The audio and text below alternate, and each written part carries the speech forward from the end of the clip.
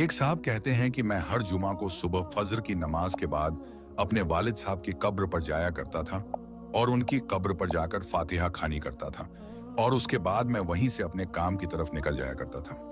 एक बार ऐसा हुआ कि मैं जुमे के रोज सुबह की नमाज के बाद कब्रिस्तान गया। मैंने जैसे ही कब्रिस्तान में अपना पहला कदम रखा तो मैं बहुत हैरान और परेशान हो गया, क्योंकि उस दिन कब्रिस्तान में ऐसी खुशबू आ रही थी कि ऐसी खुशबू मैंने आज तक कभी नहीं सूंघी थी और ना ही ऐसी महक मैंने उससे पहले महसूस की थी।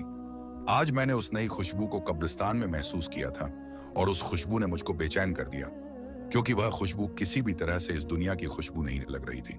खैर, उसके बाद मैं अपने वालिद साहब की कब्र पर पहुंचा और फातिहा खानी करने लगा। उसके बाद मैंने देखा कि मेरे वालिद साहब की कब्र के फासले पर एक नई कब्र बनी हुई है। उस पर ताजा फूल और नई चादर रखी हुई है। उसे अंदाजा लगाना मुश्किल नहीं था कि यह कब्र 2 या 3 दिन पहले ही तैयार की गई है। उसके बाद जब मैंने वालिद साहब के कब्र से फारिग हुआ तो मैं वापस जाने लगा। फिर मैंने सोचा कि क्यों ना इस नई कब्र पर भी दुआएं मगफिरत मांग लूं। यह सोचकर मैं उस नई कब्र की तरफ चल पड़ा और वहां जाकर मगफिरत की दुआ मांगने लगा। दुआ के दौरान मैंने महसूस किया कि जो खुशबू मैंने कब्रिस्तान में दाखिल होते वक्त महसूस की थी, वह खुशबू इस कब्र से आ रही थी। फिर मैंने उस कब्र की मिट्टी को मुट्ठी में भरा। उस मिट्टी को छूते ही एकदम से हैरान हो गया, क्योंकि उस कब्र की मिट्टी बहुत ठंडी थी, जैसे नम हो, लेकिन वह मिट्टी खुश्क थी, यानी कि सूखी थी। इसीलिए मैं इस बात को देखकर भी हैरान हुआ कि इस कब्र की मिट्टी कितनी ठंडी और नम है। उसके बाद मैंने अपनी हैरत को अपने पास रखा और उस मिट्टी को वापस उसी कब्र में डाल दिया और अपने हाथ झाड़ते हुए वहां से चल पड़ा और वहीं से अपनी दुकान पर चला गया और दुकान खोलकर बैठ गया। उसके बाद मेरी दुकान पर जब पहला ग्राहक आया और उसने जो सामान मुझसे मांगा, मैंने उसे वह सामान दे दिया। जैसे ही मैंने उसे सामान दिया, तब वह कहने लगा कि भाई, आज तो खुशबू बड़ी कमाल की लगाए हुए हो।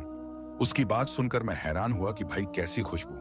मैंने तो कोई खुशबू नहीं लगाई है, मेरे हाथों पर तो मिट्टी लगी हुई है। देखो, यह सुनकर वह कहने लगा, क्यों मजाक कर रहे हो भाई? आपने बहुत अच्छी खुशबू लगाई है, और वह भी ऐसी खुशबू कि मैंने इससे पहले कभी भी महसूस नहीं की। इतना कहते हुए वह ग्राहक वहां से चला गया। अब मैं पहले यह हैरान था, अब मैं उसकी बातों को सुनकर और भी हैरान में पड़ गया। सोचते सोचते जब मैं अपने हाथ को अपनी नाक के करीब ले गया तो मैंने महसूस किया कि वही खुशबू है जो मेरे हाथों से आ रही है। उसके बाद पूरे दिन मैं उस नई खुशबू को महसूस करता रहा। उसके बाद मैंने कई बार अपने हाथ भी धोए थे, मगर वह खुशबू मेरे हाथों में वैसे के वैसे ही रह गए।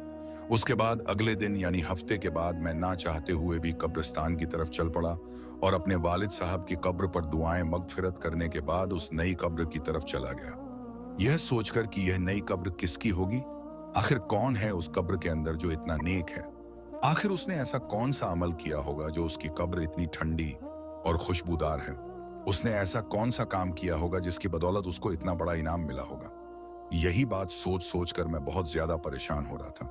यही बात सोचता हुआ मैं उस कब्रिस्तान के काम करने वाले के पास जा पहुंचा और उससे पूछा कि भाई, यह कब्र किसकी है? तो उसने मुझे बताया कि साहब, यह कब्र एक औरत की है। यह जानकर मैं और ज्यादा हैरान हुआ और सोचने लगा कि भला उस औरत को यह शानदार मुकाम किस तरह से मिला होगा। उसके बाद अगले दिन तवार का था। देर तक सोने की आदत होने के बावजूद भी मैं सुबह की नमाज के वक्त उठ गया और सीधा कब्रिस्तान की तरफ रवाना हो गया। जैसे ही मैं कब्रिस्तान के अंदर दाखिल हुआ तो मैंने क्या देखा कि उसी औरत की कब्र पर एक बुजुर्ग आदमी कुरान पाक की तिलावत कर रहा है। फिर मैंने अपने वालिद साहब की कब्र पर गया और दुआएं मगफिरत करने के बाद मैंने उस आदमी की तरफ देखा। वह बुजुर्ग आदमी भी उस नए कब्र पर दुआ कर रहा था। जब वह आदमी दुआ से फारिग हुआ तो मैंने देखा कि उसकी आंखों से मोटे मोटे आंसू गिर रहे थे। वह सिसक सिसक कर रो रहा था और बिलक रहा था। मैंने यह सोचा कि इस आदमी को इसमें सोने वाली औरत से बहुत ज्यादा मोहब्बत रही होगी, तभी तो यह उसकी जुदाई को बर्दाश्त नहीं कर रहा है। उसकी जुदाई के गम में सिसक सिसक कर रो रहा है। मैंने देखा कि वह बुजुर्ग आदमी दुआ से फारिग होकर वहां से जाने लगा। जैसे ही वह वहां से जाने लगा तो मैंने उसको आवाज लगाई कि जनाब, एक बात सुनिए, बस थोड़ी देर के लिए आप मेरी बात को सुन लीजिए। मैं माफी चाहता हूँ, मैंने आपको तकलीफ दी, मगर मैं आपसे एक बात पूछना चाहता हूँ। अगर आप बुरा ना माने तो मैं आपसे पूछ लूं। तो बुजुर्ग कहने लगे कि इसमें बुरा मानने वाली कौन सी बात है? पूछिए, आप क्या पूछना चाहते हैं? उन्होंने निहायत ही अदब और मोहब्बत के साथ जवाब दिया। मैंने कहा, जी शुक्रिया आपका। मैंने कहा कि अभी आप जिस कब्र पर दुआ मांग रहे थे, यह कब्र किसकी है? अगर आप मुनासिब समझे तो बता दीजिए। तो वह बुजुर्ग कहने लगे कि जी, आप ये क्यों पूछ रहे हैं? तो मैंने कहा कि दरअसल इस कब्र से आने वाली खुशबू ने मुझे बेचैन कर दिया है। इस कब्र की ऐसी खुशबू मैंने आज तक कहीं पर भी दूसरी ओर महसूस नहीं की। मुझे यह खुशबू इस दुनिया की नहीं लगती है। मैं आपसे यह कहना चाहता हूं कि साहिब कब्र ने ऐसा कौन सा अमल किया है जिसकी वजह से यह मकाम मिला है कि उसकी कब्र बहुत ही ठंडी और खुशबूदार है। यह सुनकर उस बुजुर्ग ने ठंडी आह भरी और कहने लगे कि कब्र ठंडी और खुशबूदार क्यों ना होगी, उसने अल्लाह को राजी ही इस तरह से किया है। जी मैं यही तो जानना चाहता हूं कि उसने ऐसा अमल किया है, ऐसा कौन सा काम किया है जिससे उसको यह इनाम मिला है। तो वह बुजुर्ग कहने लगे कि यह मेरी बीवी की कब्र है। 30 साल का हमारा साथ रहा है। मैं 4 बहनों का इकलौता भाई हूँ। मेरी बहनों और मेरी माँ को मेरा सेहरा देखने का बहुत शौक था। जैसे ही मैं किसी काम पर लगा तो उन्होंने चांद जैसी दुल्हन तलाश करनी शुरू कर दी। फिर कुछ ही दिनों में लड़की भी ढूंढ निकाली और उसके साथ मेरी शादी करवा दी। मेरी माँ और मेरी बहन अपनी अरमान दिल खोलकर पूरे किए। उसके बाद शादी की पहली रात ही मैंने उसका घूंघट उठाने से पहले ही अपनी पग उसके कदमों में रख दी और साफ साफ अल्फाज में उसको बता दिया कि आप मुझे माफ कर दो, मैं आपका हक अदा नहीं कर सकता। मैं इस लायक नहीं हूं कि मैं आपकी ख्वाहिश को पूरी कर सकूं। यानी कि मैंने उसको साफ साफ बता दिया कि मैं एक नामर्द इंसान हूं। मैं शादी नहीं करना चाहता था, मगर मैं अपनी माँ और बहनों की खुशी के खातिर खुद गरज बन गया और सिर्फ उसकी ख्वाहिश के लिए आपसे शादी की है। अब अगर आप चाहो तो मुझे छोड़कर जा सकती हो। यह सुनकर मेरी बीवी ने मेरी पग उठाई और वापस मेरे सर के ऊपर रख दी। फिर कहा कि आप जैसे भी हो, आप मेरे सुहाग हो, मेरा नसीब हो, मुझे अब आपके साथ ही रहना है। उस दिन के बाद अल्लाह की उस बंदी ने मेरे साथ 30 साल का वक्त गुजार दिया।